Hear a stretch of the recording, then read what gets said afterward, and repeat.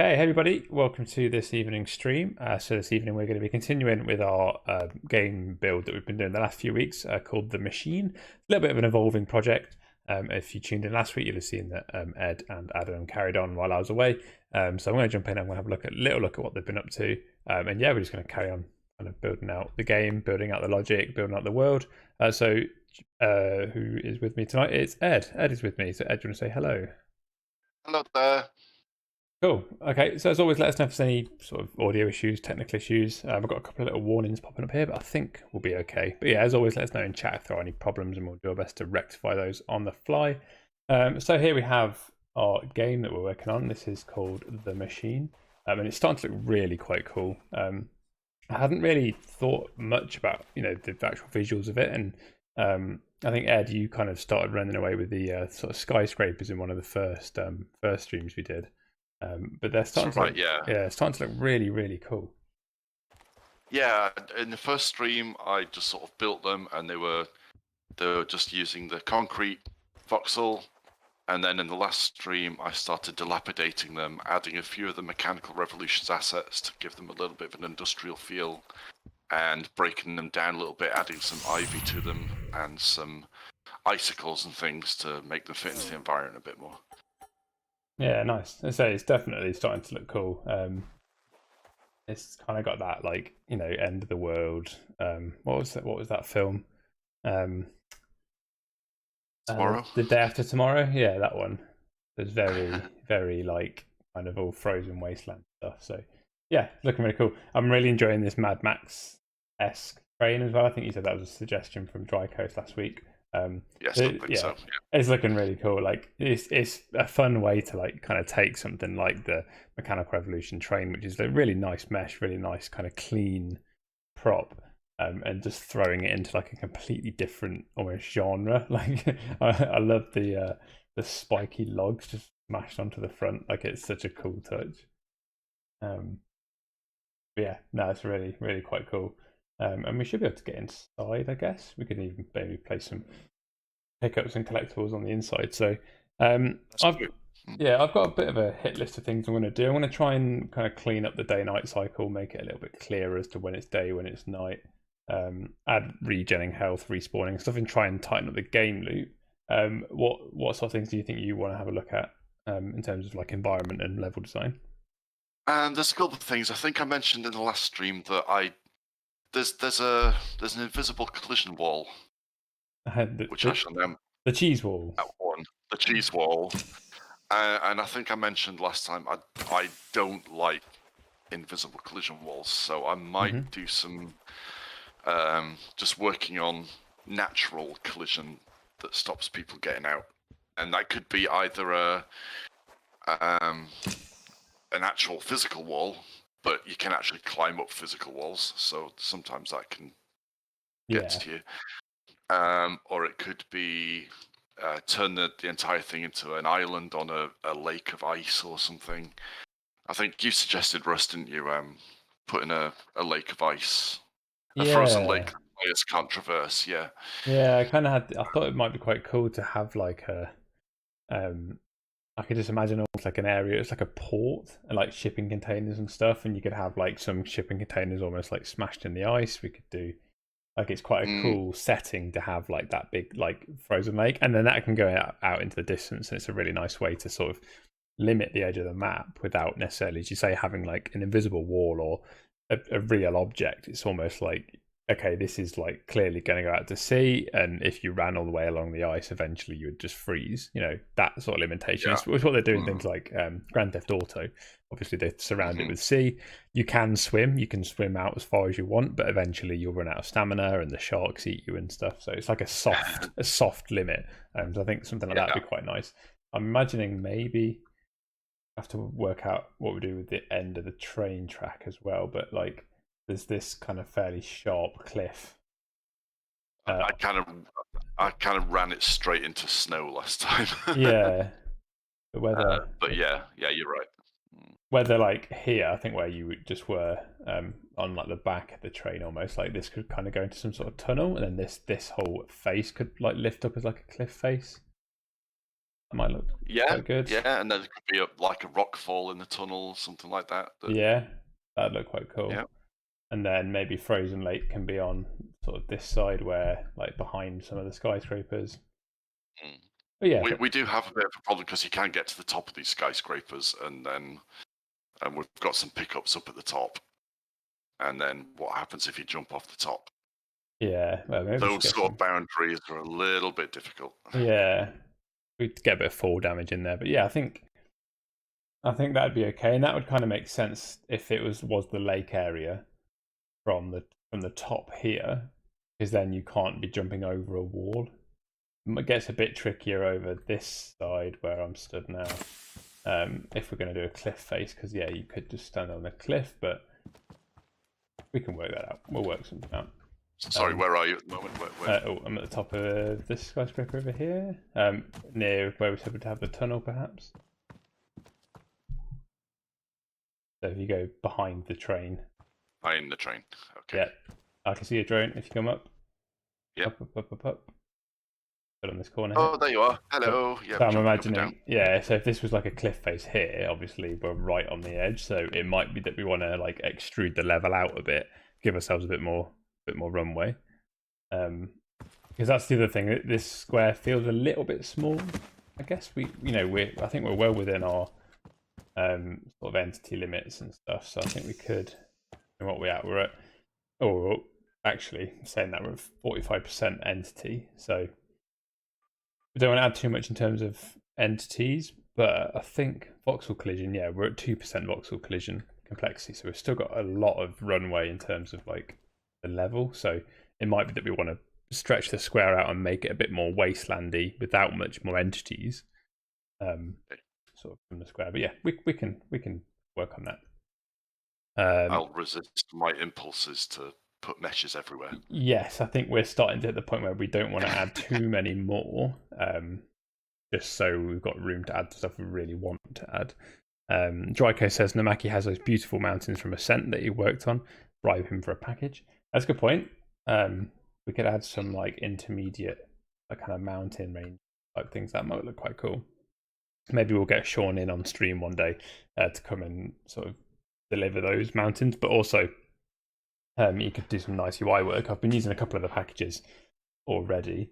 Tell you what, before we get properly started, shall we just have a quick preview and let's just see where we're up to in terms of the actual sort of the logic itself. So as I say, I think there's a few little things to fix, but ultimately it's just going to be a case of tightening up that sort of core loop. So okay, so you are safe here at base camp. So it's night time, so we should be losing health, but we're safe because base camp is active.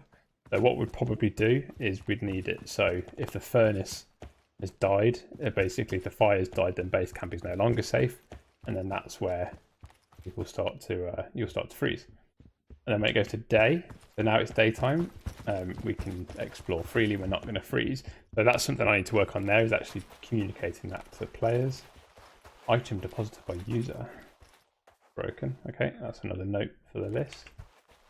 Write that down. Who worked on the bank? That looks really cool. Adam did the bank last week. Yeah, he took.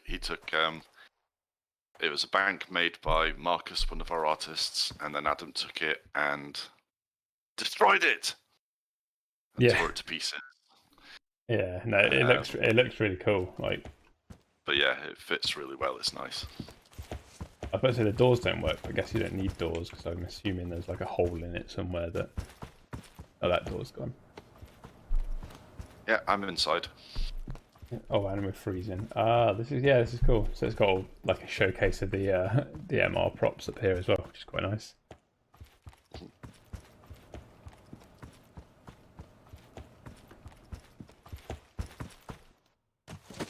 Yeah, cool. Okay, so that's essentially the loop, and the idea is you'd be looking for items. So here I can find this coal. I can pick this coal up.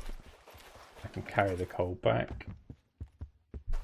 And then we come to the machine. So the machine is what we're trying to feed things into. And then when we do, we get a ball, which is horrifically wrong at the minute, which I need to fix as well. So it's just another thing to tighten up, and that should get squashed and become plank, and the plank gets cut and then goes into the furnace. So that's the loop. We're going out to grab. Ooh, it's getting cold. It's getting cold. But I'm okay because I'm at base camp.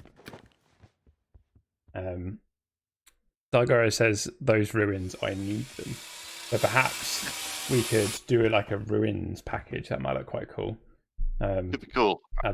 Each of those ruins is a duplicate of a template rotated. So, yeah, each one of those car parky sort of structures is one level. And I then duplicated that level, rotated it 90 degrees, duplicated it again, rotated it again. And okay. So each floor is there's one voxel mesh, and each floor is that voxel mesh. Yep. Okay, cool. Yeah, with the attached props that. Yeah. Yeah. Nice. Okay, right. Well, let's jump into it then. So I think one idea I had. I don't know if you mentioned this yet, but we're going to maybe have a look at the city buildings package, which quite a few. We've used it on streams a lot. It's from Tack, our art outsource manager, who was on stream a week or two ago. It's a package that he made of some really, really nicely detailed, very kind of like realistic looking city buildings. So I figured that might be a good point for you, Ed, to download that package and actually just start doing the same process of what Adam's done to the bank, and we can really get some kind of make this more like a city, that sort of feel. Okay. That might look quite cool. But I'll leave it with you. City buildings. Yeah. A selection of city buildings using Urban Street Race. That sounds like the one. That sounds like the one. Yeah. So if you've played the example game for Race, City Sprint, it's the buildings that come with that what are in the package. So they're getting installed now. So what I'm going to do, I'm going to have a look at a few things here. Let's have a look first. I think I'm going to tackle this central building because it's looking pretty underwhelming at the minute. So shift it all across. I'm going to add a second floor, and the second floor is going to kind of be the respawn point, where players can respawn, where they'll start, and we can start to sort of fine tune all that a little bit more. So what I'll do is I'm going to pop a little bit of music on in the background, just because there might be times where we go a bit quiet. But yeah, let us know if the music balance is off, and we can tweak that. So, production line.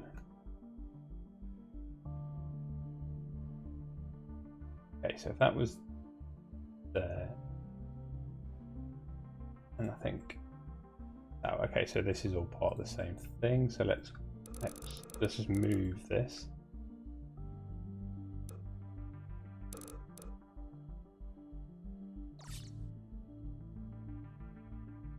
This is quite interesting. This is a big block of the skyscraper tiles, which means that if I erode into it, we get more skyscraper tiles inside. You don't get an inside of an office, which is a thing. But it's a thing we can deal with. Yeah, I mean, I think some of them do come with like a blank inside because I've used them before. So maybe. Right, am I using the wrong? Maybe that skyscraper is not one to go with. If you try, have a look. There's like building red brick L. Pretty nice one. Okay. Let's just see what that. Oh right, okay. Yeah, that is nice looking. Oh, I think it's just solid inside, but that might work to your advantage. Yeah, it's just a solid brick building. But then I guess you could erode away a bit and then decorate that bit to look like it's got some stuff in. These can definitely just be for like visual. They don't have to be enterable and searchable, and we don't have to worry about filling them with stuff. These are environmental backgrounds, so. Yeah, I'd say so. Mm-hmm. Yeah, no, that's cool. They're lovely looking. Great. Yeah, they're a really nice way. If anyone's working on a game and you want to just flesh out like a city space pretty quick, like they're perfect because you can throw them down in 5 minutes and you've got like a pretty decent city area to work with. And if you just knock it back by a couple of voxels, you get the post-apocalyptic feel without actually having to build an internal structure. Because yes, it is an environmental piece, not a gameplay piece. Yeah.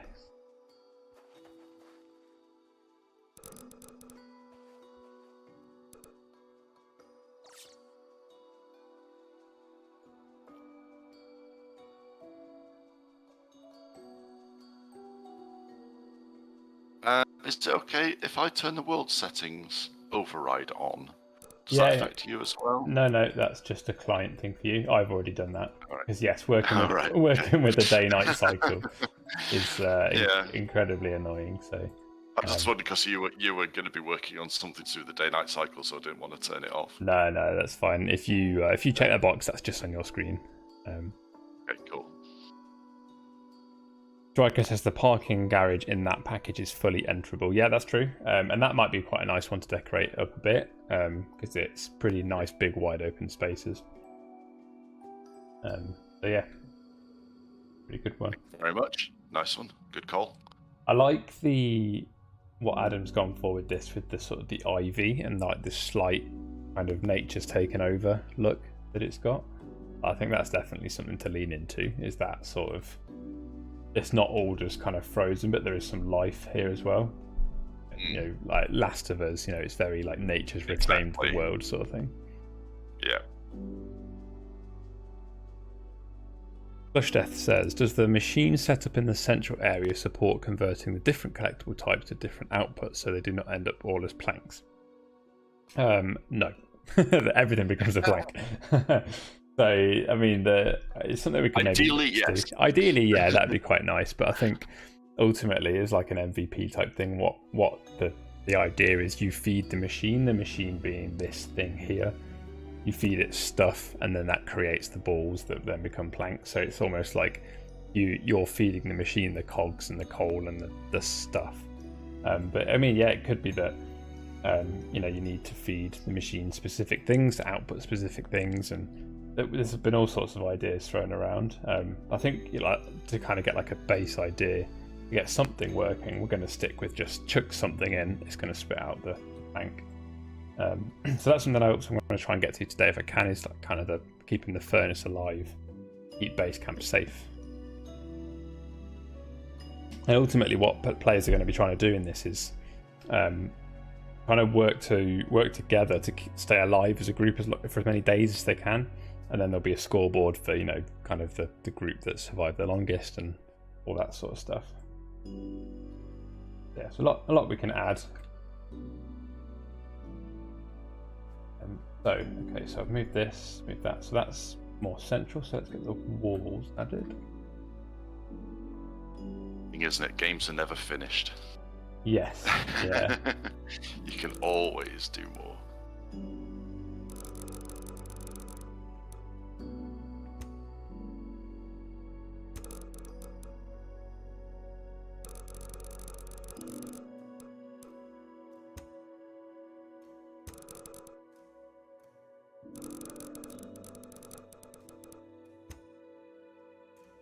The Plankomatic, yes. That's pretty much what it is.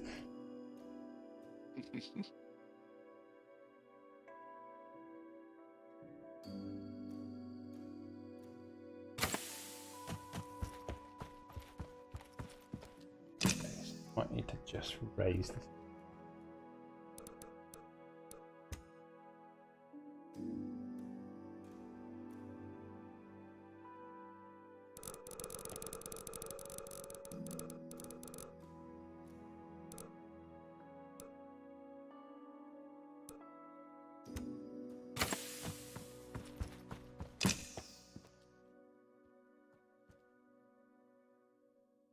Okay, so what I'm imagining here with this is it's kind of going to be like a mezzanine level.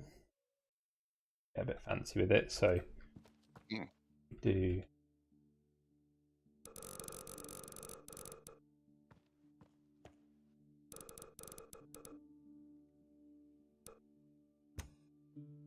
more here.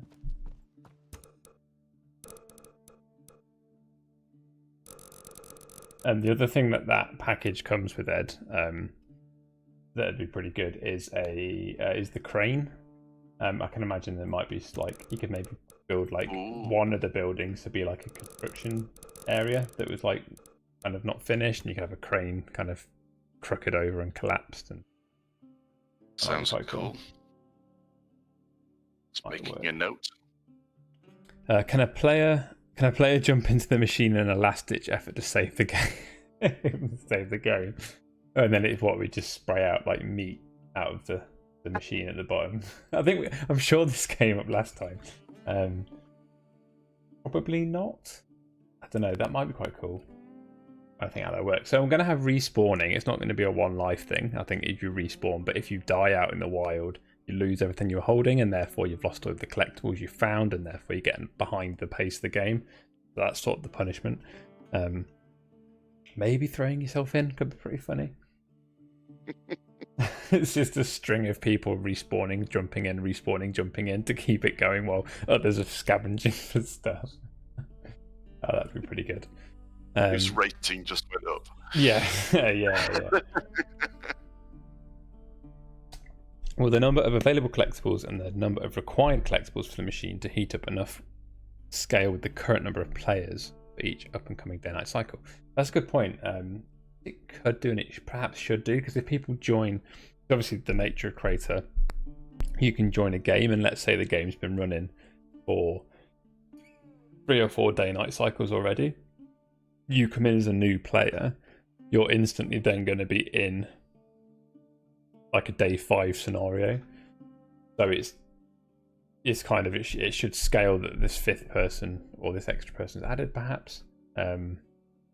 That's something, again, I've got on my list here to maybe tackle, like the requirement side of it for the machine. Like, it's going to say I need X amount of things today to stay like running, because that's kind of the idea, is each day, so part of the day is you're trying to gather stuff to make sure you've got enough to get through the night, keep the machine going. So yeah, there's a few things to sort of think about here for sure. But I'm just staring at this now. What am I trying to do? So how would we get up here? We'd perhaps use the same walkway. Might get a bit crowded then.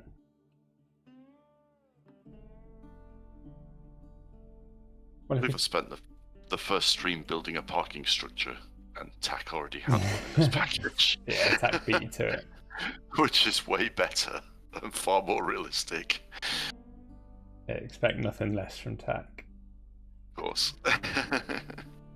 Yeah, I mean, yours kind of come across as more skyscrapery, I think, but which kind of works because the skyscrapers from the package don't quite work as the thing. So I think there's... You're very kind, Russ. You don't have to be so nice. I'm sure there's a short one. There is.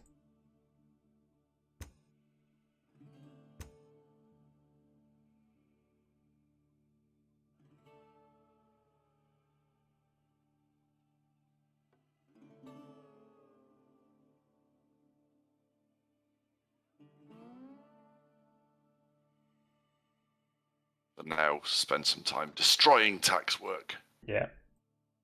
Yeah, I've done it a few times on various streams where I've taken, I think one of the Game Jam games I did was using his packages, but essentially then populating the insides. And I think I put 2 of the shops together, knocked out some middle walls and made like a big double building. And it's like, you don't have to take them just for decoration, but it's nice. You can actually then just take them as like the foundation for a part of the area, part of the level. Which that turned out quite nice.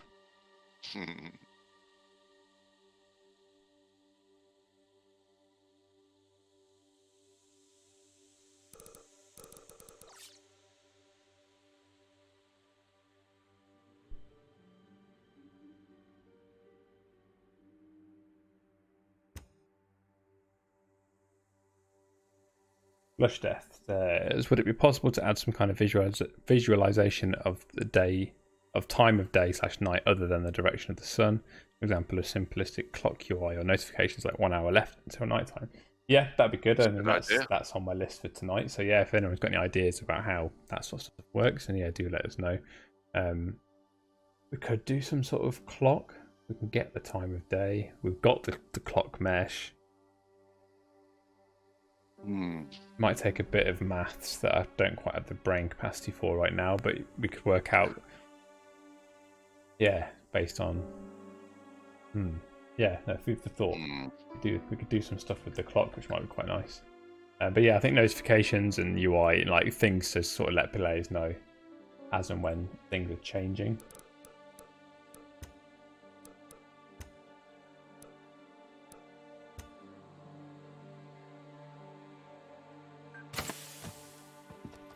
So that's what I'm thinking here. So there's a bit of a bottleneck for players moving, but we could have player collision off. That would matter.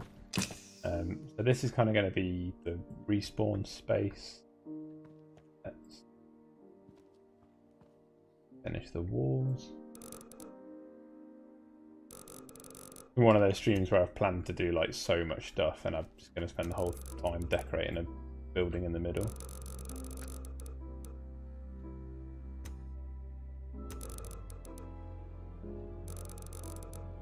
Well, yeah, we ended the last stream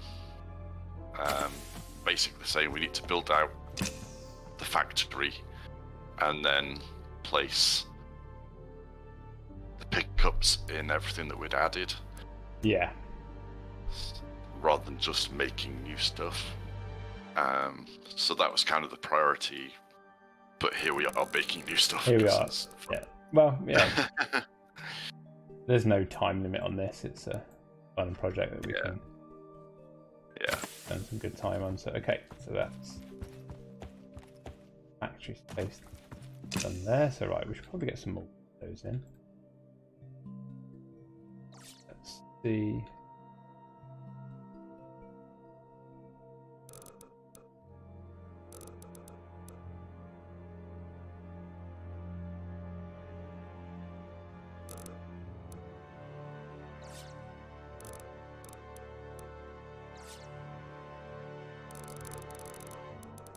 How many? That's 1, 2, 3, 4, 5 voxels.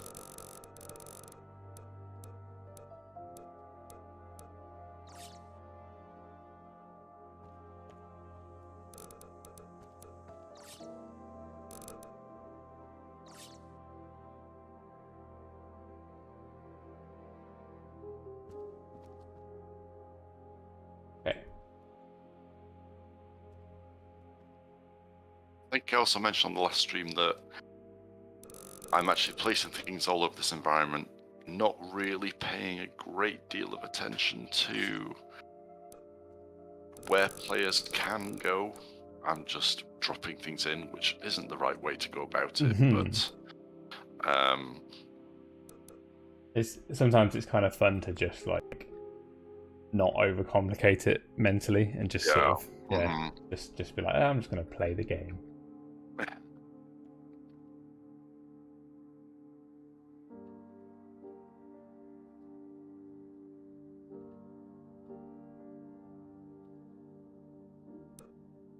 QA's for to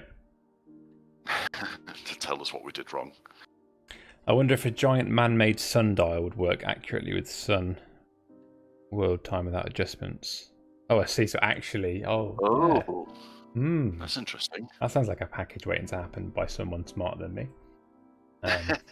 Or someone willing to put the time into the trial and error involved with that sort of thing. I think the problem with that is you'd kind of need to be on fairly high settings to get the clarity of the shadow. Otherwise, you might get a slightly wonky shadow and it'd look a bit strange. But I mean, it's a nice idea, a nice thought.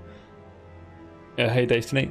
And yeah, dry coast, also impossible to read. So might make for quite a nice feature, but yeah, probably they have to be such a large scale for it to realistically work. Sundial would be super neat with some human-made indicators for where the sun sets and rays is put around it. Yeah, I mean, I imagine it could probably work, right? I don't see why it wouldn't work. I think it definitely would work. You've just got, I mean, the sun behaves like the real sun in a way, like it's doing a loop. And our sun direction is on 0 at the moment. Does that mean it just goes directly vertically above you, in which case it wouldn't work? You'd need it to be kind of side on. I think it always comes straight over the top, and the direction is almost like the yaw of like which angle over head does it come. But yeah, you can't kind of create almost like a seasonal, like a low winter sun throughout the day. Like you couldn't do that sort of rotation with it, I don't think, anyway. Right, I'm looking for Windows.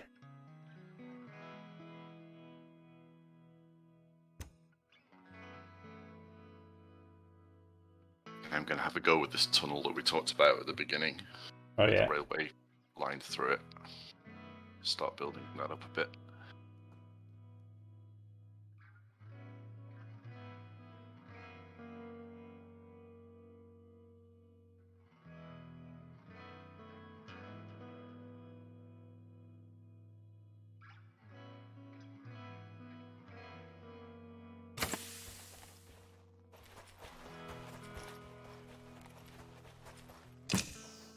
And I probably shouldn't put like that many windows all over. There's not that many meshes, it's like 12 windows per side.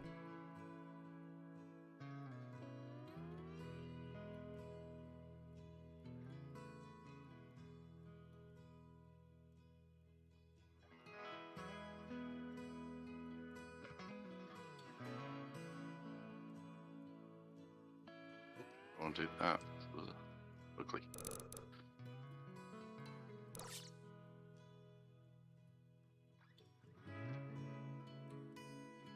Oops. Yeah, sometimes I get carried away and I keep the mouse button held down for too long. And I do some nice stuff that I'm happy with, and then I do something horrible and then I hit undo and it gets rid of everything. Yeah.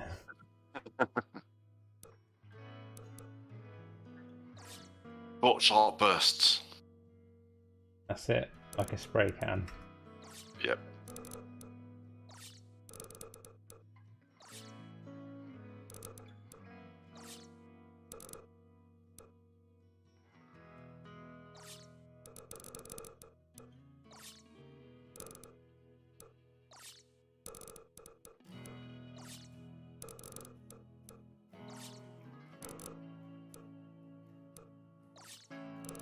Know you're a graffiti artist, Russ? No. No, I've just watched lots of Adam Savage tutorials on YouTube. He always talks about how to spray, like he, when he does all his fancy model making stuff. Ah, yeah.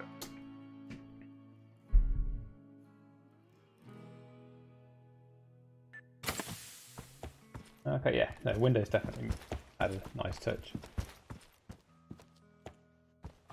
Might leave that side, might leave that wall just completely solid and then have the door here, probably, that would make sense. And maybe M1. Like that. Do you have a nice big new door with this? Factory door.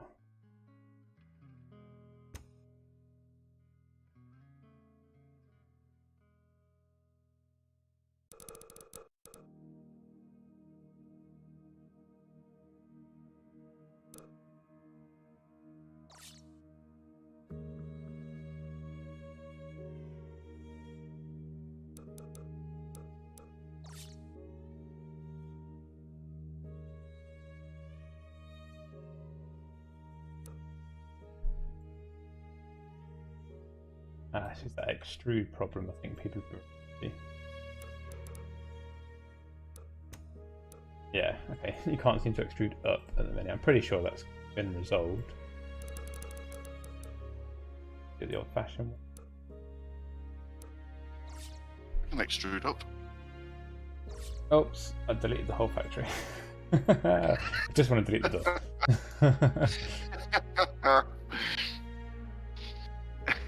That's fun. Thank goodness for undo. Hey, I remember when I first started working on Crayta before it was even called Crayta, and we had an internal game jam, and there was no undo at that point.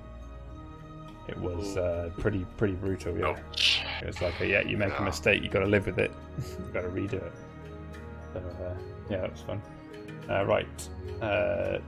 Highly recommend this package for anyone watching who makes kind of levels and stuff. Door Dash Multiplayer by Adam. Really nice kind of.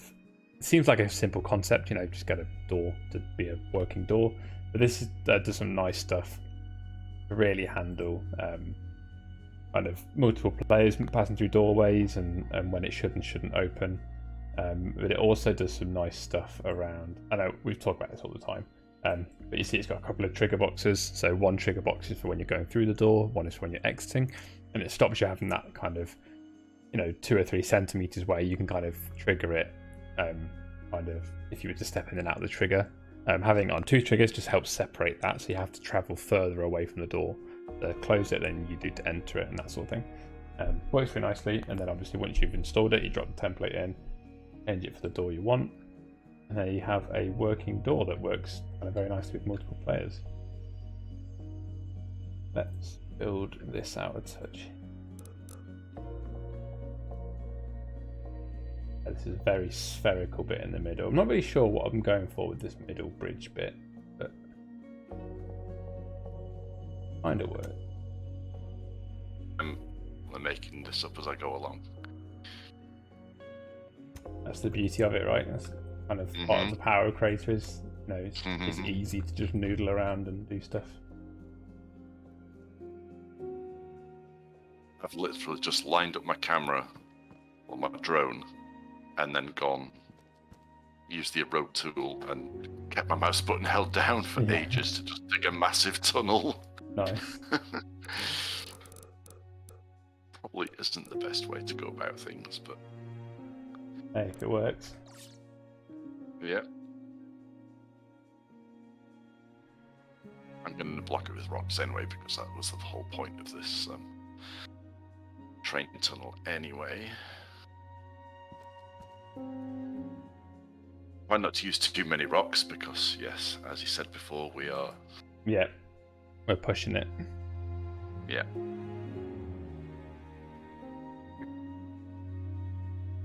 I'll use big ones.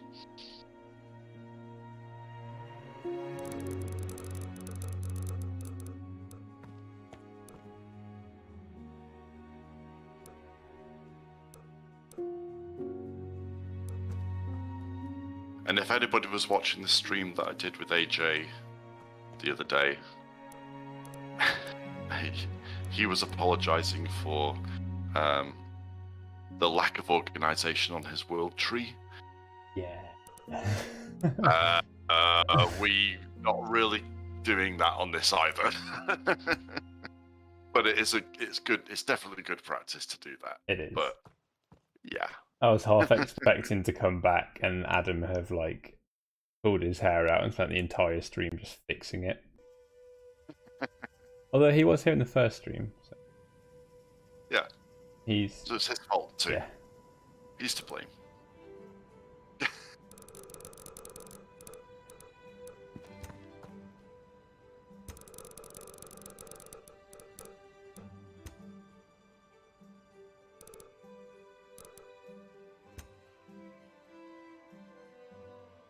This is me getting carried away with the details instead of focusing on the job at hand. That's me all over. Yeah.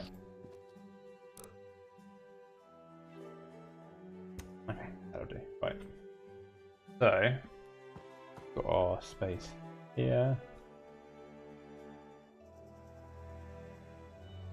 This would be do a slightly different floor up here for now. Go with the blue.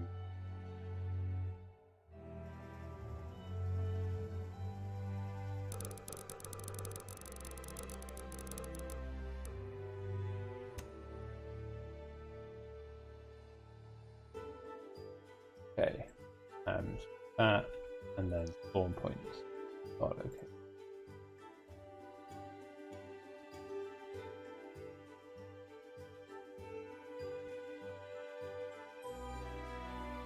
So a change we made to the start or to all locators recently, which is especially important with anything that players will spawn on, is they have the little arrow. Don't know if anyone had particularly noticed that, but the little arrow that's on them actually tells you the relative forward direction. So players will spawn facing that direction.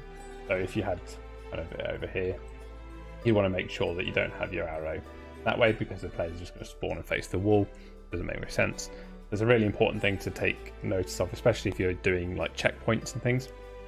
You want to make sure that in a race, a player spawns at a checkpoint facing where they want to go.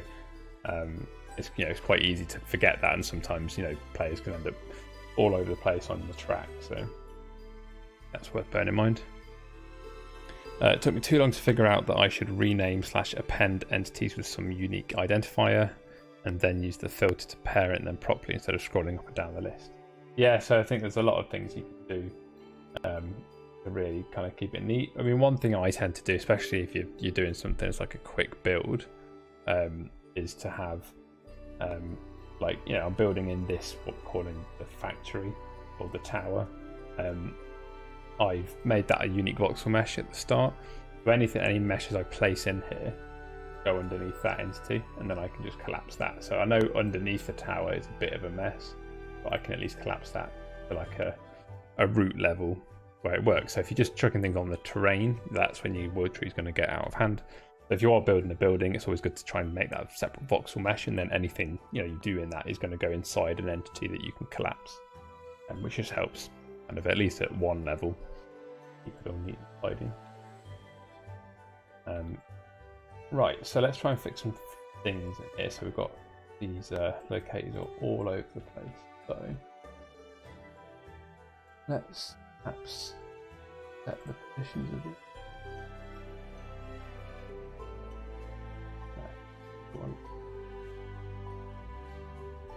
Okay, so start conveyor, start point.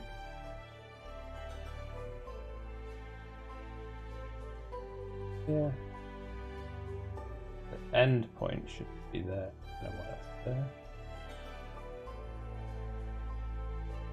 So that ends there. Our next conveyor with a start point. Okay, that makes sense. So they line up. So the way the conveyor system works, this is the production line example. I think if you look for that in the store or in the community tab, it will kind of pass the item between the locators from the start to the end of one, and then when it gets to the end, it says which is the next belt. I'm going to go to the start of the next belt. So if you can kind of make sure that your locators are at least lined up, you should see them start to come through a bit better, make a bit more sense. I think might have sorted that start bit out enough for now.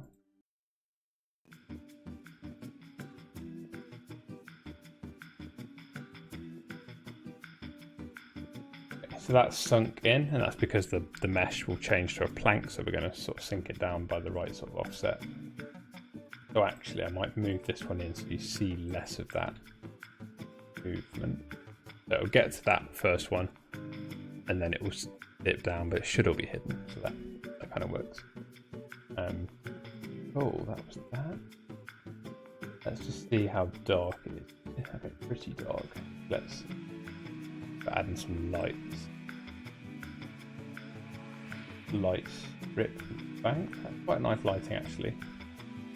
I think I might make a copy of this bank.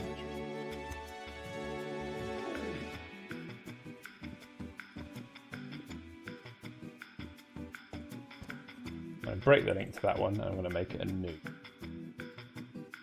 new light, but that is like a base sort of colour look, works pretty well, and I'm assuming that's something Adam did last week.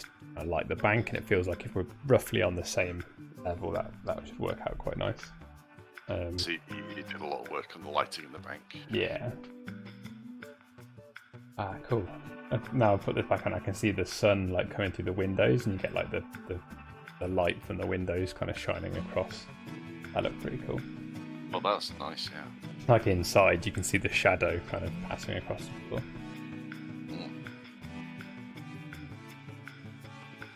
Okay, so it's not going to be that light. We do have a new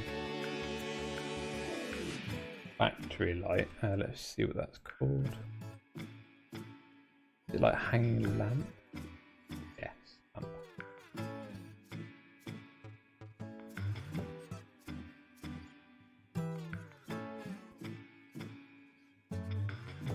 I've never really used the cone tool, but I'm using it now to try to build a mountain behind this tunnel that I've made. I was going to say, I know that as the mountain tool, not as the cone tool. Yeah. It's cool, but you have to fiddle with it afterwards. Yeah, take some eroding. Yeah. Some work.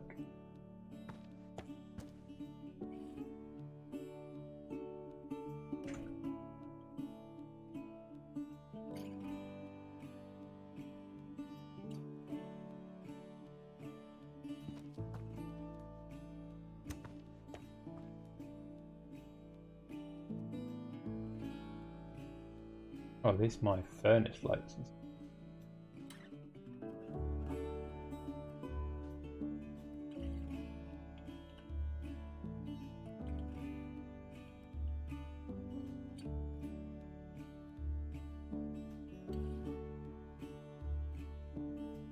Could have a big chimney coming out of the top of that really. Oh yeah, probably not bother with these windows either.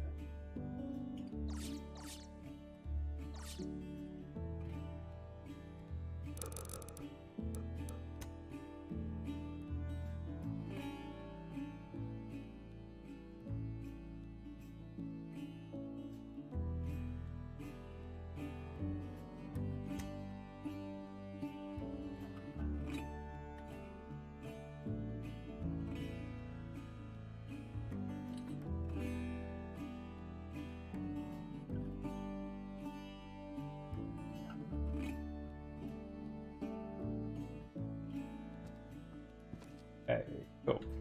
Right, so that's that. We can decorate this another time, add in beds and sleeping bags and all that sort of stuff, but that's be roughly that. Okay, so that center room is a bit more sorted out. What do we add next? The respawn logic. So we're working from the adventure starter, so it's come with a few starter packages, but not all of them. So let's just check. I'm assuming it won't have the spawn stuff. No, because it didn't even have the health, now I think of it. So search spawn in the community tab. Crayta packages. No, what's it called? Respawn. Auto respawn, that's it. So the auto respawn package is the one you'll need, and that's kind of the same logic that is used for all of the stuff in the team deathmatch and all the shooter games and any game that you'd want kind of place to respawn. It's a pretty easy way to sort of integrate that stuff. User spawn. So here we have this. I think we'll say just do the start location for now here. Play a template. Spawn sound on, user died. Respawn active, and it's going to be a 5-second delay. And yes, we want to spawn on login. Which I'm very glad that when we do these streams, we stream your screen and not mine. Why? Just because it's like repetition. So, not that, it's just experimental, and I'm like, oh god, that looks horrible. Please, nobody look. Oh, I see. Now the red shop up here looks really cool. Yeah, that seems to have done the trick really nice. Well, thanks to TAC for that. Yeah. Okay, here's our train. I sort of blocked. I know, nice. Yeah, and I mean, at the end of the day, we could put an invisible collision up the mountain bit between the buildings, but it's like, it's kind of clear this is the edge of the map, it's not just kind of in the middle of nowhere. Yeah. Unless we can work it in a bit nicer, but awesome stuff. Right, so respawn is good on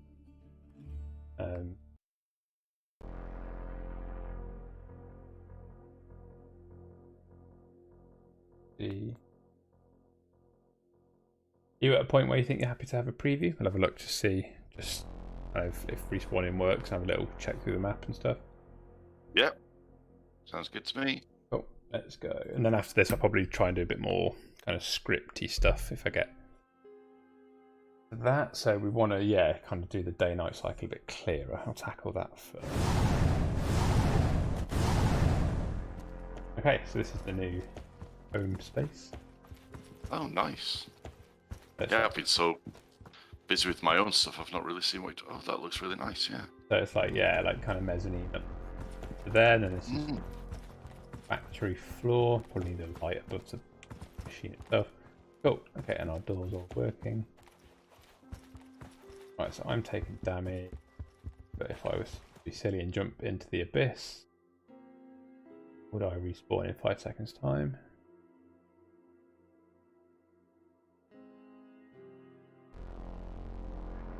So, okay. I wonder if that's because nothing's telling me to respawn. Okay, I'm going to go back. I think that's probably what the problem is there. I think the Abyss stuff needs a bit of work. Yes, yeah, it's just a literally a fall to nothing. Yeah. Okay. Yeah. I might have a poke at that then.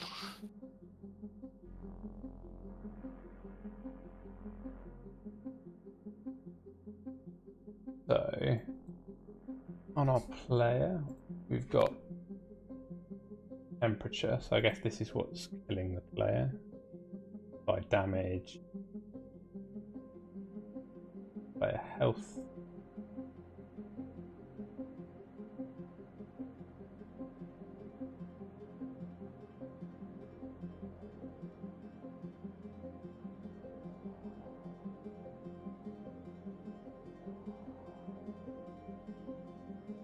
Okay, yeah, so what we probably want to just do here is just say on this player's user, let's trigger a respawn. So let's have a look at this. Use the spawn user script. There's a bunch of things in here, but I think if you just call spawn, yeah, that should handle everything we need. And that should handle the time waiting and all that sort of stuff. So we basically just here want to say self get entity get user again. Enter scripts spawn. So anytime we kill the player, we need to trigger off a call to basically say, yeah, let's get them to respawn in a bit. Okay, so they start.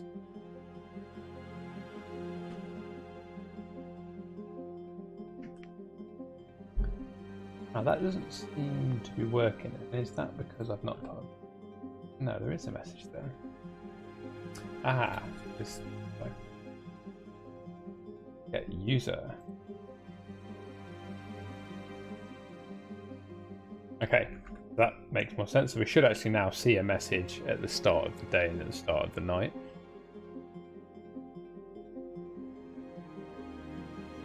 Okay.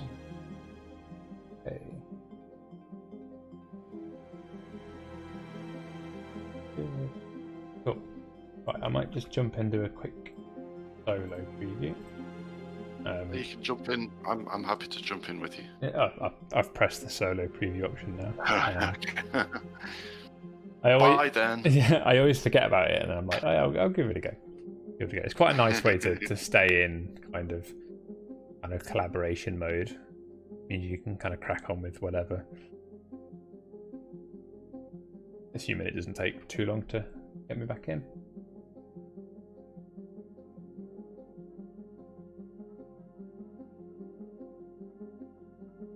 Regen health was the other thing I was going to add. That might take an extra bit of code again, but you can kind of it's pretty straightforward operation to do.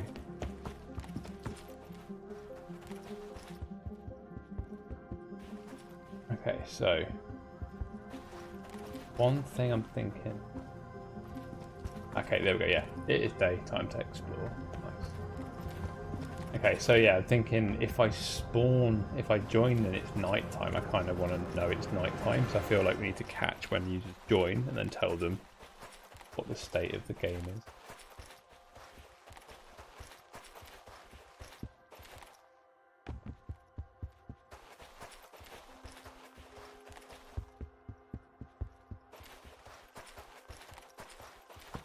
It is night. Get to safety. Cool, and I'm losing it.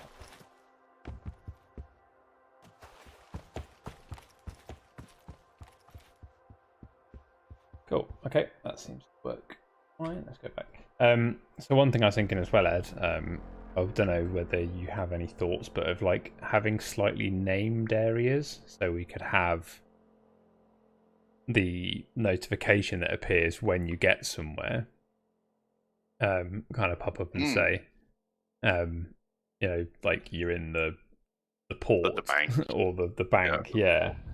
Because we've got Sean's package which handles all that stuff for you really nicely. I might add some of those in. So if you can think of kind of various areas and what they might be called, feel free to think about that sort of stuff. Actually done the port. Yeah, I mean that was the first thing that came to mind. But yeah, like having the different sort of named locations is quite a nice touch. And you know where you are. Yeah, and I think it's a nice thing, especially in like a cooperative open world game, is to be able to say to people like, you know, I'm here, and they've got some reference, actually understand what that means if they've been there themselves.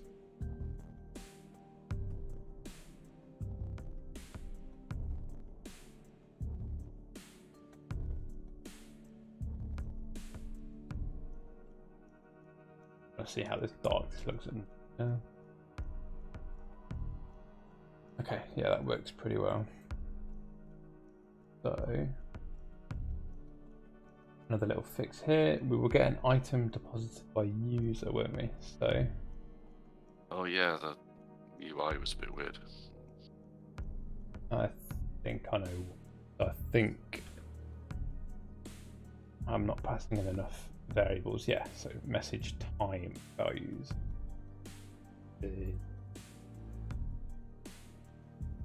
Time values of say 2 seconds. Okay, that should fix that one. That's a nice little quick fix there. Okay, health regen. So I think when we're in this square here that matches the inside of the building roughly enough, we should regen health, so we're warming up again. So how is that going to work? That's probably the temperature script again on the player. I'm guessing, yeah, so we can use this loop here. So in this loop we're already saying basically every second is it day, and we're not overlapping. If so, applied damage.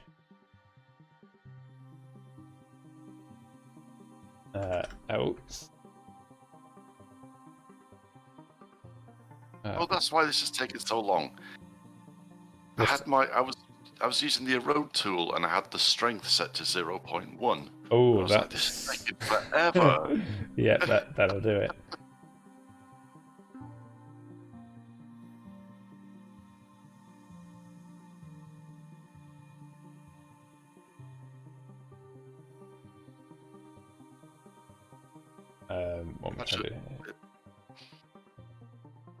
It's actually a good tip that I learned from Adam early on when I started the Unit 2.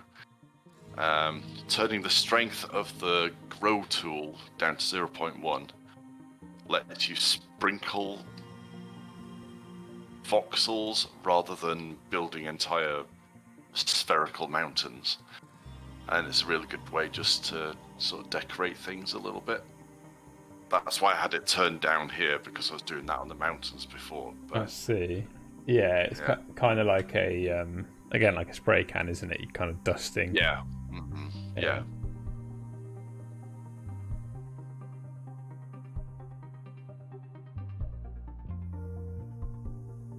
Okay, so I've got this imaginary function here that's going to be on the user called heal. So let's go to the health script.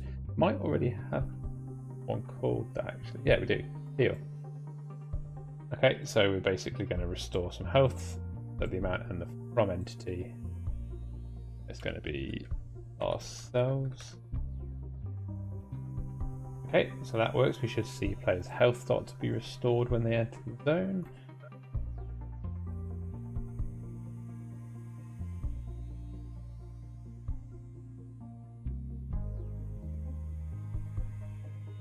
Okay, cool.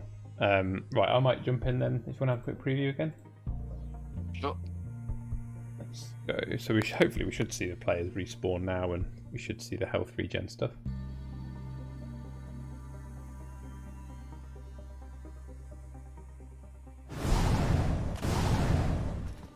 It is night. Get to safety.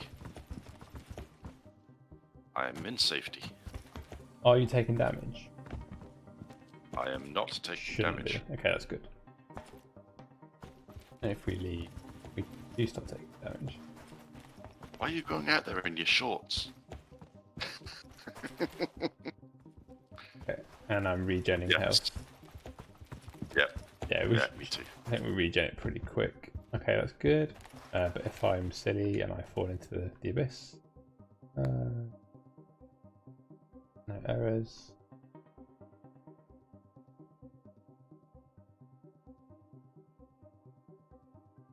Error.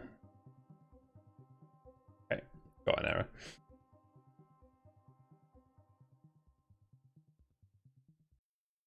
Back.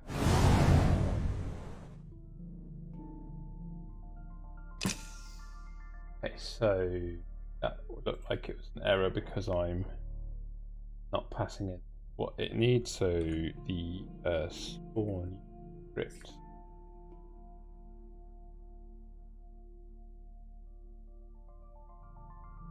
Non-player died.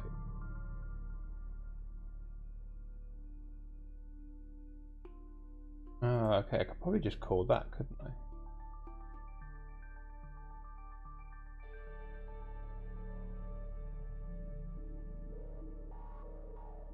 Let's try that. What does that need? That needs the player and the from end.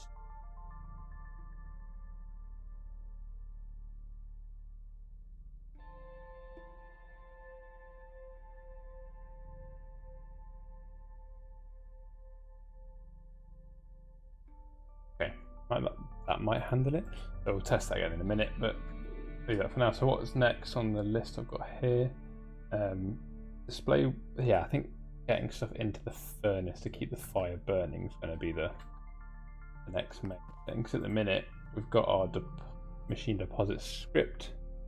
So we have a target on interact.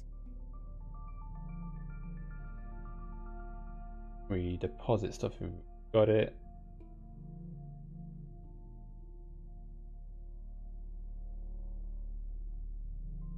Okay. This is where I just need to start thinking about how this is going to work. So we need some sort of script somewhere that's controlling kind of day, night, on day complete being everything collected for the day.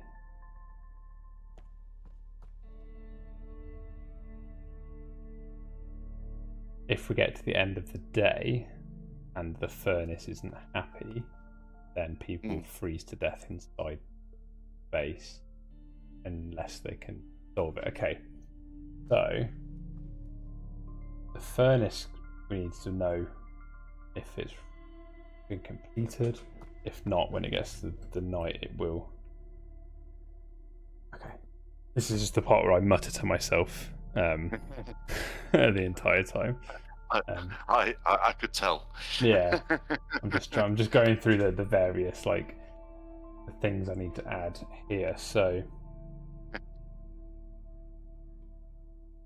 let's see.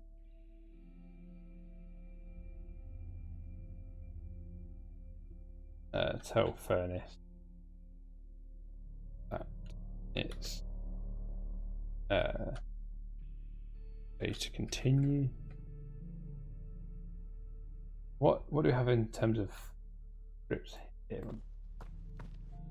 Probably nothing.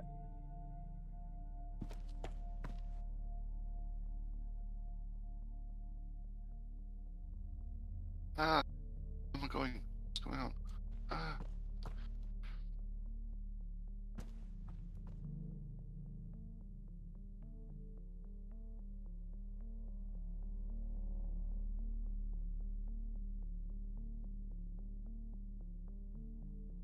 Okay, right. So I think we probably need a general a game controller here. Again, something that most games come with, but these adventure games doesn't come with that sort of thing. So a script here will be our game script.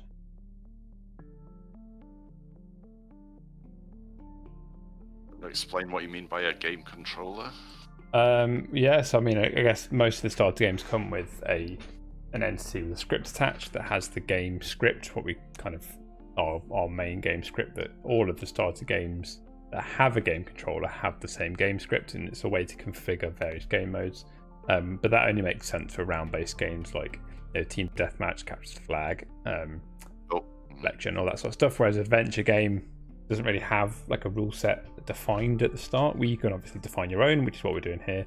But because we're defining our own, it means we need to add our own sort of game logic, the one script that will kind of be the backbone for the game and determine when kind of win conditions are met and all that sort of stuff. Awesome. So that's what I need to think about here. What we need to know, we need to kind of track the day-night cycle, which we're doing in temperature script. I just copy this here, so the day-night, the game script now knows when it's day and when it's not. Might be a better way of doing this actually, because we already have our time of day script. Yes, okay, we have the time of day script, and the time of day script detects when it flips from day to night and night to day, and then you can kind of call events based on that. So we'll have scripts in here perhaps say to kind of do when that sort of stuff happens.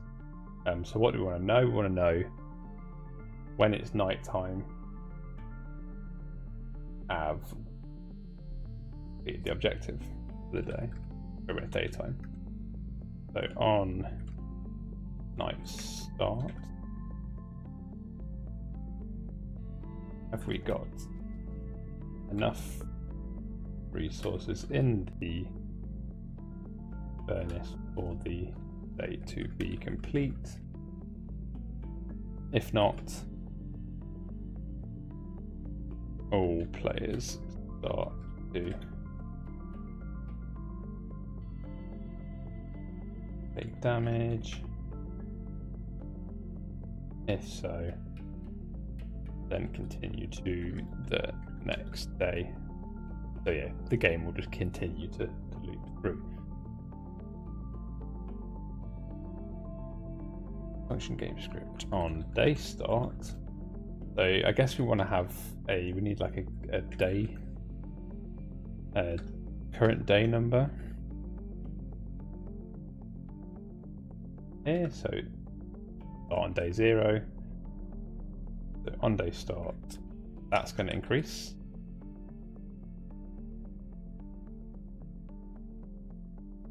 We determine the target for the machine. And this is where we can pull in the stuff we were talking about earlier, so it can be modified by the number of players in the game and the current day number, and that's how the game will get kind of harder and harder. As the more days you survive, the more stuff you need to find. That could work pretty nicely. Okay.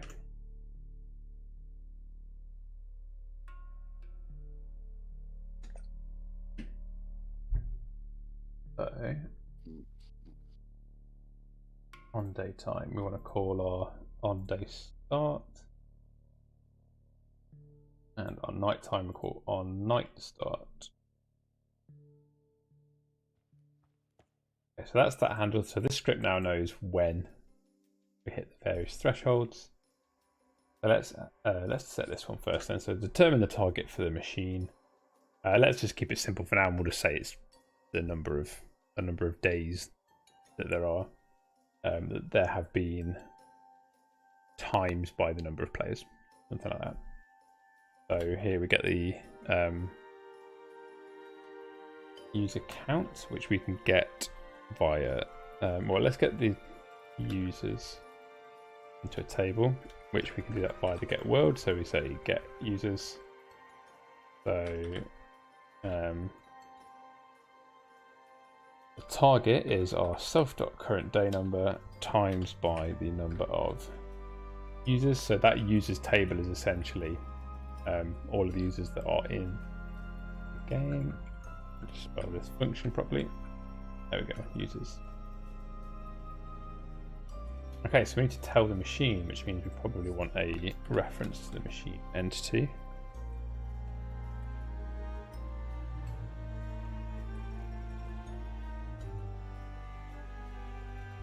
And that's where this is, and we have a script already to set target on it. Target item to deposit. Okay, so we would, for down here, we would say our self.property machine entity, enter scripts, set target, and our target is going to be what we just determined. So the number of days times by the number of users. I think current day number being 1 actually by default makes more sense. It's going to be the first day we start at the start of the day, which we're saying the start of morning is 6 o'clock. So if we make sure that matches.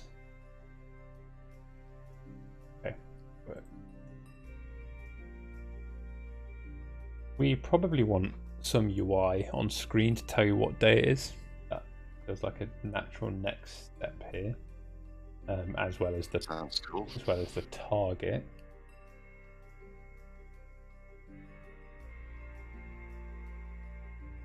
We also want players when they log in. All this stuff as well, so we need to think about that. Okay, so machine entity target, and then we'd have a script here perhaps that goes through all of the users and kind of updates them with that target and the current day number. So let's add some UI to our user.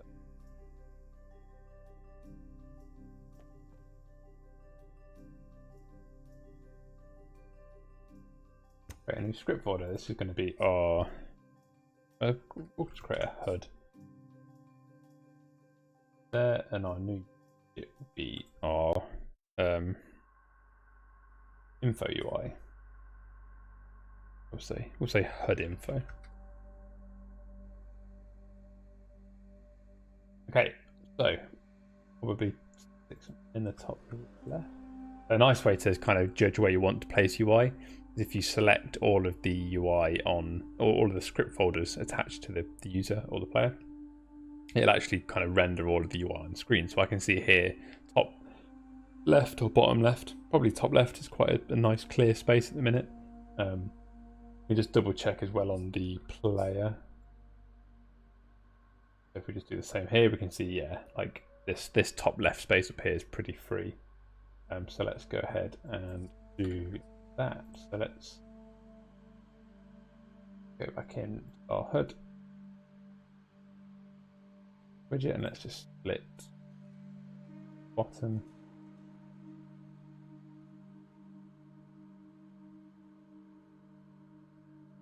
Okay. And remove a lot of this stuff.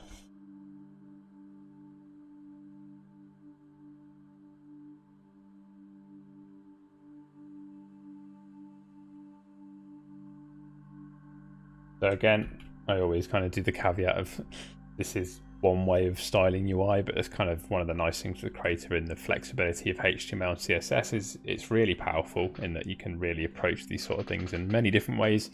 So this is just one way to approach UI. This is certainly not the best way, but it's the way I kind of understand it in my head best. But yeah, there's some really nice UI. We're playing some games earlier today. We're checking some various things out, and there's some of the games we saw today with the amazing levels of UI. The inventory looks really cool. All the different stuff that's going on. So there's some really fantastic UI work going on in Crayta at the minute, which is super exciting.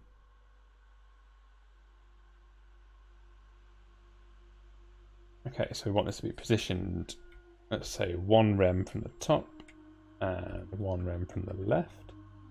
That's already got us up roughly in the right area. I don't want to do any transforms. That might be it. Yeah, so that's pretty much what I'm looking for there. Let's remove the padding. Remove the content for now, so we just got a black box. Probably going to be a bit smaller than that. So height will be, let's say, 10. Something like that, so you can just about see there's a black box up up at the top there. So what data do we need in this? We're going to have the target,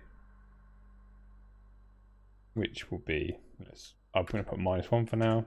Again, using unrealistic numbers in the model is always helpful.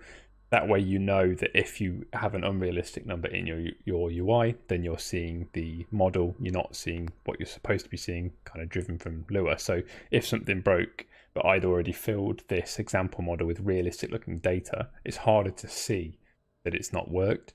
So a lot of the time we'll put, if you're doing a string in your model, it's always worth having an exclamation mark at the front. Again, unrealistic, you wouldn't normally have an exclamation mark at the start of a sentence. But if you have it in the kind of example data model there, you know that if you're playing the game and any of your UI has an exclamation mark at the start, then it's probably not rendered what it should have done.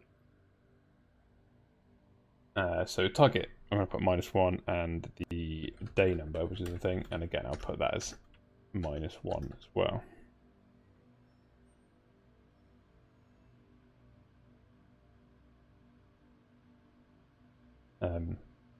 In fact, what I could probably do, might make more sense, is have these as the labels. So again, so exclamation mark, I'm going to say resource target -1, and then I'm going to do the same for this.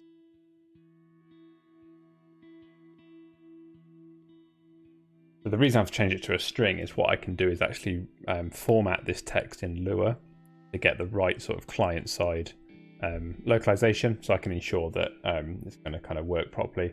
You could pass in the string or the text and the number separately and then have two UI elements and position them, but I find it's easier if you just have, you're basically passing the UI the whole pre-formatted string. Kind of works better for this simple case. That would be the class data bind data bind value. So this is how we're going to bind this into the HTML itself. So when we render this screen, we're going to replace, or in this div, in this tag, we're going to insert what's in our model at the bottom there. So it's going to be data.target at the top, and then we'll copy and paste that as data.day number. So when I save, we can see that we've now got those. It's a little bit small at the top, but we've got those two things there. So the next thing I want to do is actually get those to sit one on top of each other. So that's going to require me to change the display type of this container.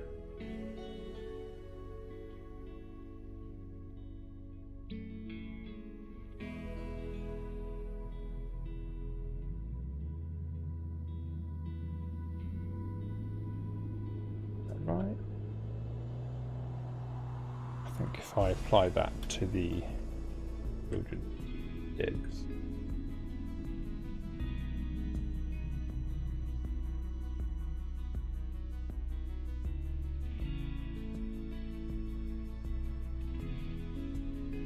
oh, I can't remember how to do this. That's fun. Slash death. Should the UI also show how much more is left on the target per day? That's a good idea, actually. Yeah. So I think then that kind of ties into the risk reward. You know, should you be heading back to base or should you be pushing for the last couple of things? Yeah, that's a good point. So target, we could maybe format that as part of the target string, so we could have, you know, target is 10 and then in brackets next to it, you know, 3 left or something like that.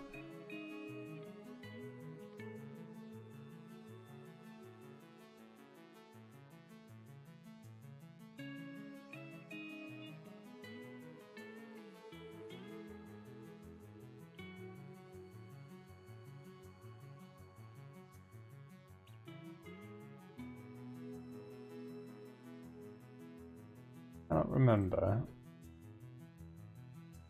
how I put these two on different lines. I think I've done like 1,000 times before, but yeah, how it is. Oh, there we go, did it. I've got the wrong bits in the wrong place. Okay, there we go. So we can see at the top now we've got those two things slightly separated. I just add a margin top of half of them. space system out of touch. Let's add some general padding. Thing. There we are. Okay, so we've got that there. So the next thing we need to do is actually then pass some numbers through to this on the Lewis side. So let's get a Lewis script added here. Add info UI script. Okay, so I'm going to grab these two things here, just so I've got a reference of what it is I'm actually looking to update, and add those into a comment. So that's just a nice way I feel to just make sure that I can kind of obviously make sure that what I'm assigning matches. Half the time I make mistakes with my UI, it's because I'm trying to update part of the model and I've spelt something wrong. So if I've got it all in here, it's a lot easier to work with. So first thing I like to do is kind of split the scripts into two halves. We've got our sort of server side and our client or local side. So we are on the user entity here. So because we're on a user entity, that means we can access the local client. So anything we do local, like local init, local on tick, local on button pressed, we know that that function is then being called for that specific user who pressed the button or pressed the when they're initialized. Client is the same thing. The client gets a little bit more tricky in that you could have client parts of scripts on things in the world. So for example, a football in the world could have a reference to a client, but that isn't local to that football because the football isn't a player. We could probably do some UI sort of masterclass type things again. It's been a little while since we did. So if anyone in chat, would be interested in a sort of server client breakdown, a little bit more of like a tutorial around how all that stuff actually binds together and what you can do with that, then do let us know in chat or reach out to us on Discord. I think that'd be quite a nice stream to do at some point, perhaps. It's really kind of step by step breakdown kind of server client relationships, and what is the difference between server, local, client, and how it can actually affect gameplay. So yeah, let us know in chat if you'd like to see something like that in a future stream.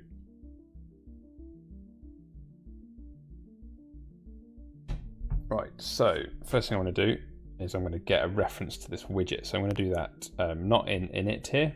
So the server can't see this. This is obviously a UI that belongs to the client, or in this case it's the local client. So as I mentioned, I'm going to do a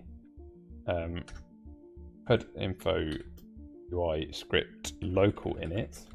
Okay, so when this local client is initialized, I'm going to create a new variable and grab the widget, which will be HUD UI, plug info, HUD of. I'm going to get it right eventually. HUD. Okay. So we've got the reference to the widget. So this self.widget is now accessible anywhere on the local client. So we can have more functions down here, and they don't all have to start with local. We just have to at some point we have to make sure that we're calling it on the local client in order to access this widget that we just got. So HUD info script update HUD info. Okay, and I'm going to say this needs to take params or parameters. It's a table, it could be whatever we want it to be. And this is going to actually come from the game script. The game script is going to gather the information, and then it's going to say, okay, on every local client, this is what they need to see.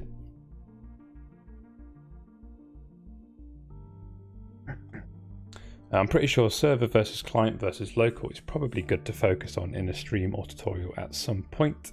I'd guess it could be confusing and or hard to remember for most people new to game dev. Yeah, so I think we've found it's definitely a sticking point. It's certainly a power user thing. There's a lot of players who won't ever get near that side of Crayta, which I think is why sometimes we don't want to kind of put too much resource into it. But there's a lot of people who are pretty into it. into that level of game creation. And I think it can actually help people realize that it's really not too bad. Once you've got the fundamentals of it, a lot of it does start to click into place. And then from there, you can really create some pretty cool experiences. Once you can start controlling what specific clients see at certain times, it opens the door for a lot of different possibilities. Maybe a tutorial is the right format. Yeah, maybe a tutorial would work. I think part of the reason of maybe doing it as a stream is that we could have the interaction, so we can have questions in chat, we can kind of refer to things based on what people are wanting specifically. So yeah, there's definitely room for perhaps both. Something we can maybe speak to Andy about. Okay, right, so update HUD info. I'm going to get this counter going, hopefully, and then we can have a bit of a test and see if we're ready. Sort of park this for the night. So update HUD info. First thing I want to check is actually am I on the local client? So if self get entity is local, so if where I am now in code is actually a local client, then we can continue. Otherwise, I'm going to be on the server. Actually, I don't want to be on the server. I want to be local client. We're going to recursively call this function. What we mean by that is recursively essentially means we're going to call the function we're in from within it. A little bit confusing, but we're essentially saying, okay, call where I am again, but make sure this time we're on the local client. Yeah, I hope you're keeping up, Ed. There'll be a quiz at the end of this. I've not heard a word you've said for the past half an hour. I've just been logging things down. Drooling. I'll watch the stream again later and go, oh, that's what the other half was. Yeah. This is one of those moments where I'll come out of this code editor in a minute and the map will be like much more developed, hopefully. Hopefully. I might just be sitting here doing nothing. Yeah, that's fine. That's fine.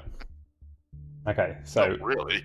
So what we've got here is on line 38 here, we can see that I'm saying, okay, I've determined I'm not on the local client, therefore now let's actually make sure we're going to send to the local client, call the function that we're in, and pass the parameters with it. So we're always going to end up in this part of the function, regardless of how this function gets called. So what I can do now is I can access that widget that we grabbed before up in local init, and I can access my data. So I can see that target is going to be ready to be assigned. So what I want to do is I'm going to set up a couple of these, which will basically be the text that appears on screen. So I'm going to call this target message of type text, and day number message of type text as well. Make sure I've got no errors.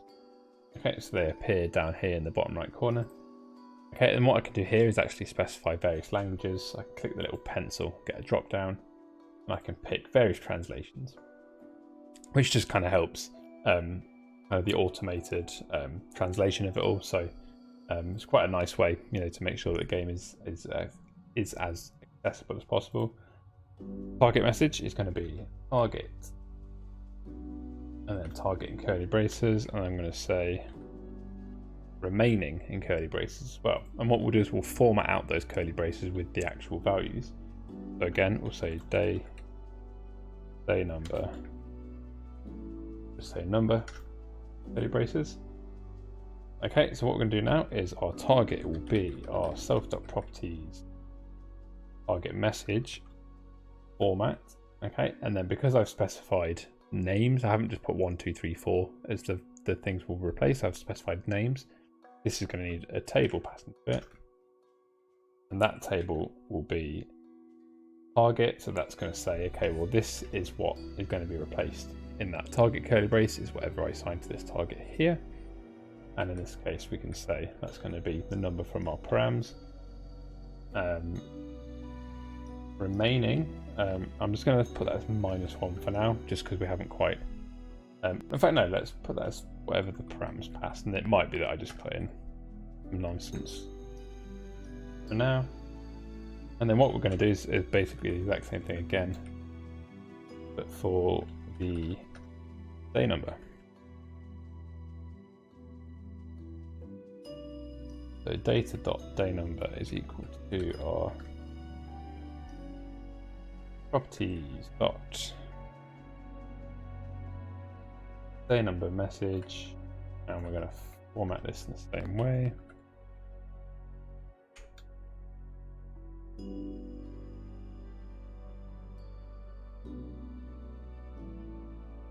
No, so just number, so that matches what's in the text field, and that's going to be params.day number.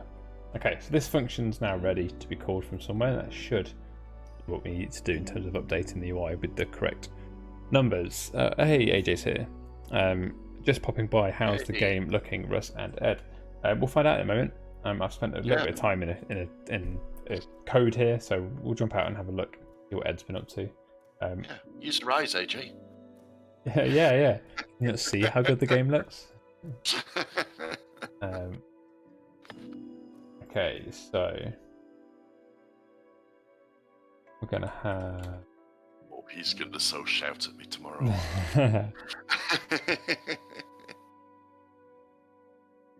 Update user HUD.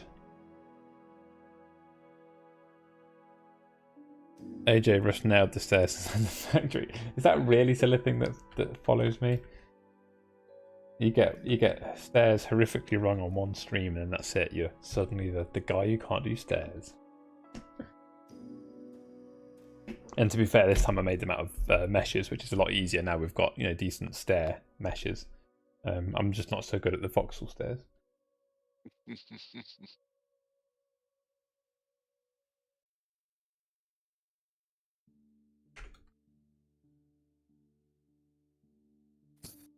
Okay, for each user function. Okay, so for every user, we now need to, in fact, we need to put our parameters together at the top. And then for every user, we're going to center script, update HUD, and pass our params along with it. Okay, so what we're going to do first is we're going to put together what our parameters are. So in this case, we need to match those things up, which is our target, remaining, and day number. So target, we know is we can get from the machine entity.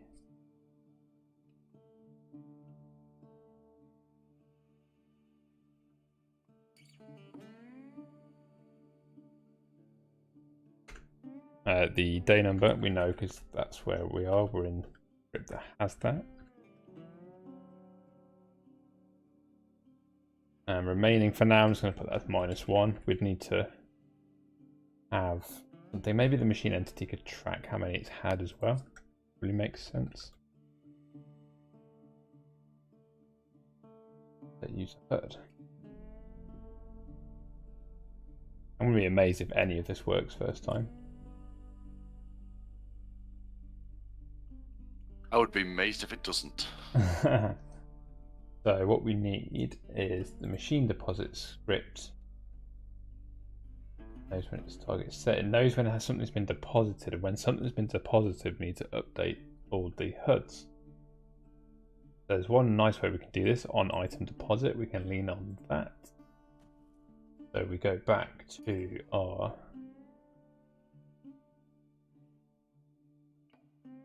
machine deposit script. On item deposit, let's throw our game entity in there. And we say update HUD. Okay, cool. While we're here, let's add target as a property so we can reach it easier. It's going to be a number, but it's not going to be editable. And by doing that, that means it's not going to appear on the right hand side, but instead it becomes a property that we can reach into nice and easily. So what we want to do is we want to find any reference to this and replace it with properties.target.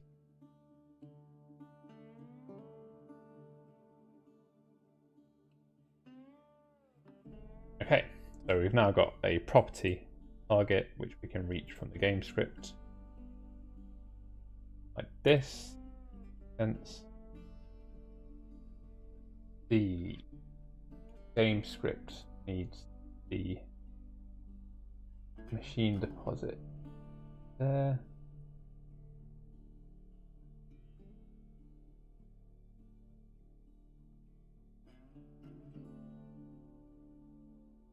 Okay, I think we're getting there. Probably forgotten something.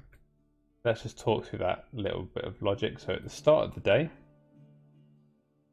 we're going to increase the day number. We're going to determine what the new target is. We're going to set that target, and then we're going to update the HUD. We're going to reach to the machine and say what is the target, which we've just set up here. What is our day number that we know? We'll work that out later. Update all the users to say this is the new HUD information.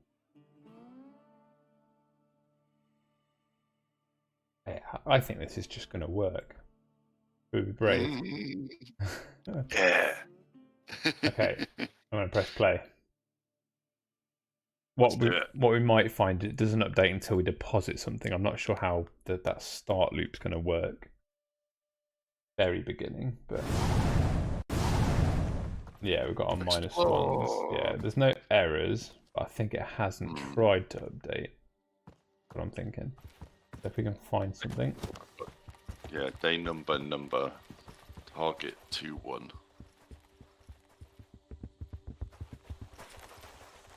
Oh wait, are you seeing numbers? I've got exclamation resource target.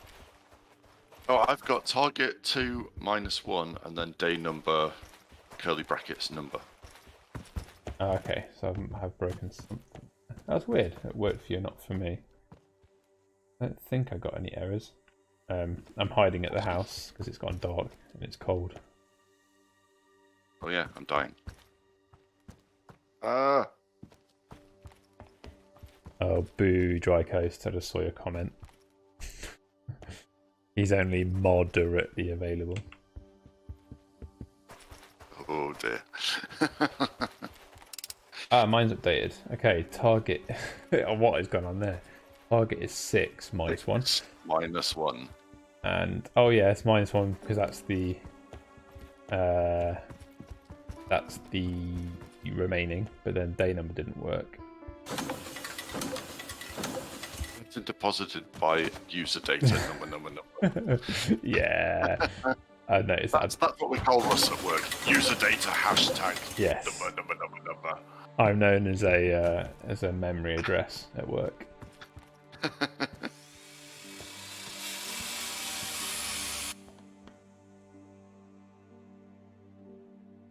Cool. Okay. Right, let's go back. Let's try and fix those couple of little things, and I think we'll probably call that a night. I'll have a little fly around and see what you've been up to as well. But it's starting to look really nice. Like it's starting to feel like a big map, which is pretty cool. Which it isn't. But as long as it feels that way, excellent. That's it.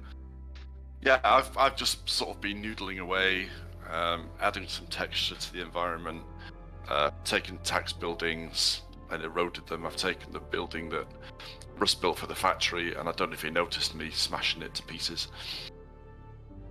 Because I did do some of that. And yeah, just generally adding ivy onto things. I did some smoke effects to the chimneys. Wobbled some windows and things. Just tried to give the whole thing a little bit more atmosphere, really.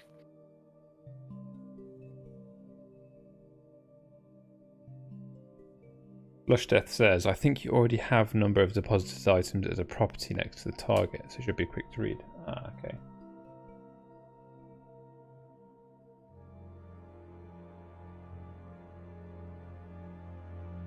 No. Item deposit message. Items deposited number. Okay. Yeah, that looks about right. Let's put that down here.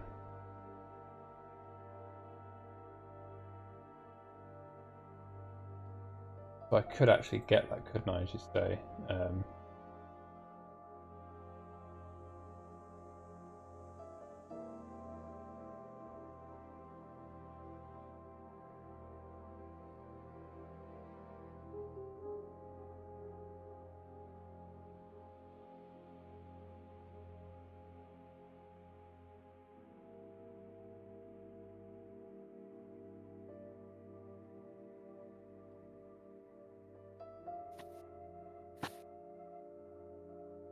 That's why that didn't work. Current day number there. Once I've got my params, I could work out a params dot remaining is params dot target params dot items deposited. Could work. What was the other thing? Oh, you were seeing a memory address on deposit, which is on the the machine. User deposited message of type text. Oh, it's because I'm just passing the user. That'll be why. I want to say get username. No, who you are, not what you are. Okay, that should help.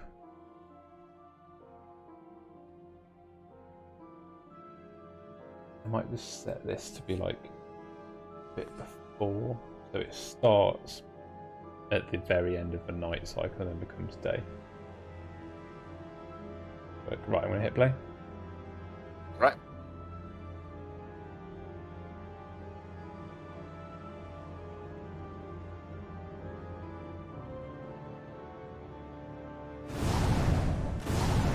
Okay, are you seeing the numbers correctly? Got exclamation mark resource target -1, exclamation mark day number -1. Okay, I've got the same, but I'm wondering if we're about to hit day. Or already day. Already day. Also, I'm also carrying a pile of poo. I think it's cold, but nice. Okay, I got some grog. It is nice. Night, get to safety. Okay.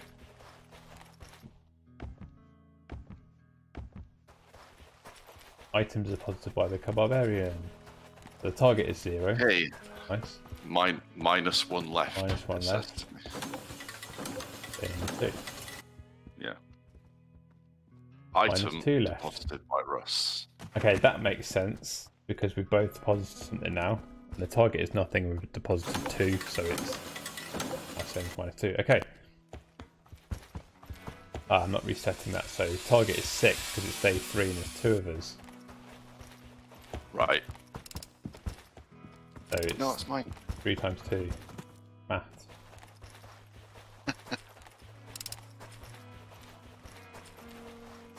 Well, that's a big void.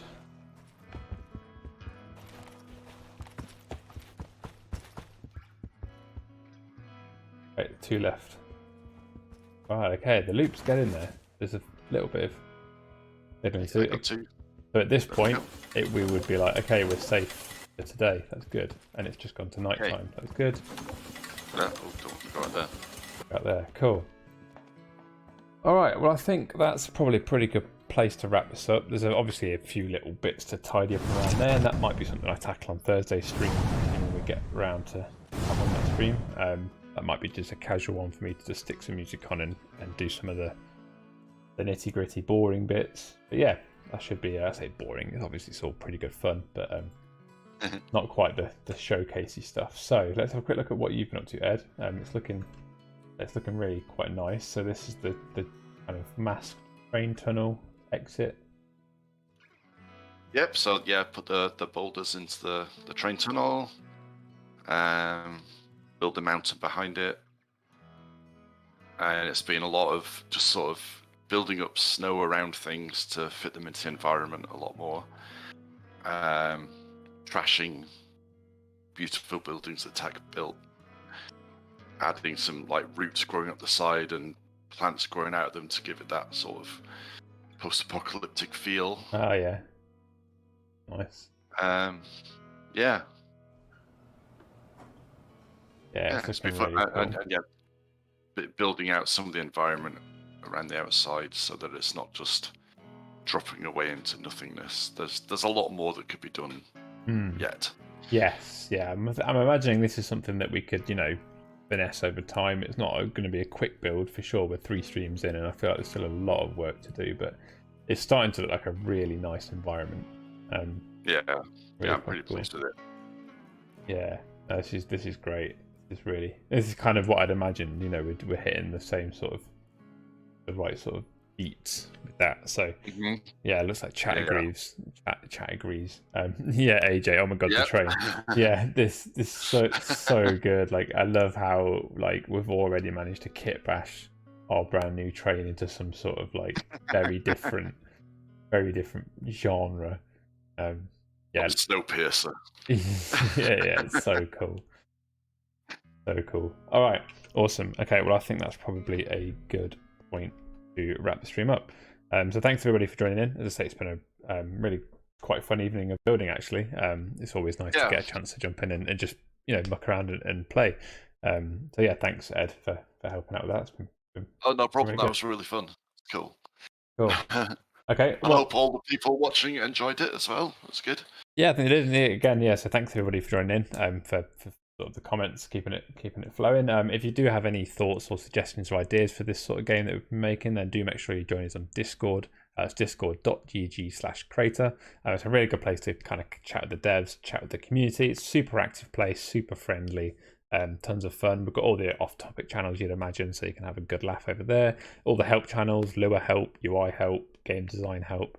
Looking for players, creators. We've got game release channels, so you can shout out about any games you've made, as well as all the usual kind of general ask anything, all that sort of stuff, and our announcements. So the announcements channel is a really great place to keep up, as I say, with all the latest news and stuff that's happening. So if you haven't already, do make sure you head over to Discord and subscribe and join over there. You can also find us on Twitter and Instagram at Crayta Game on both of those platforms. And again, really great places to keep up with all the latest and greatest things that are happening in the world of Crayta. And then finally, make sure you subscribe to us on Twitch and YouTube. So 2 platforms that we do these sort of co-streams on. So pretty good fun. Love doing these sort of things. So do make sure you subscribe and join in. And yeah, make sure you tune in tomorrow when AJ will be back with Stuart, I believe. And anyone else he can rope in to join him for a play along, which is always a pretty good fun stream to be part of. I'll be around somewhere in the background, I imagine, playing along and chatting in chat. So do make sure you tune in tomorrow at 7 p.m. BST for a fun play along stream. I think that the theme's going to be kind of all the new and updated games in Crayta. So lots of fun to be had tomorrow evening. So do make sure you tune in. So once again, thanks Ed for joining in. And I'll see you. No worries, that was really fun. See you all in a stream later on in the week. So see you later. Yep, thanks everyone.